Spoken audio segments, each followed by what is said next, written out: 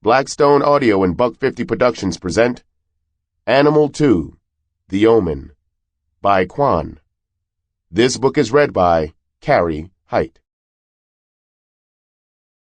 Dedicated to my mother, who constantly watches over me and guides these gifted hands. Love you, Brenda. My wife, Charlotte, and my children, Alexandria, Nija, and Star, who all gave so much of themselves as I was writing this novel. When I retreated to the furthest corners of my head to produce Animal 2, they held things together in the real world. We suffered together and prospered together. Such is the makeup of who we are. My love for you guys is unconditional. Hashtag Team Foy above all. Quan. Prologue. If you asked anyone about Rick Jenkins, most of them would likely have the same opinion of him: a liar, a cheat, a scumbag, an all-around loser. That had been the story of his life, losing, at least until recently. Rick was a grifter who made his money playing the con game. His most recent scam was bogus apartment rentals. He would run ads on sites like Craigslist, claiming to be a realtor for a luxury apartment complex.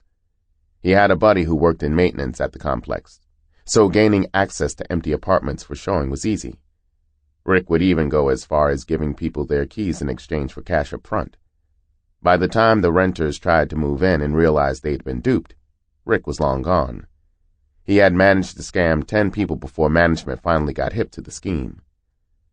Of all the people Rick had scammed with the phony apartments, there was only one he felt kind of bad about. She was a young chick with a hard luck story to tell that tugged at Rick's heartstrings. She was fresh out of the hospital after a near-death assault and looking to move out of the neighborhood it happened in. Rick was going to turn her away until she offered to pay him 3 months' rent in advance.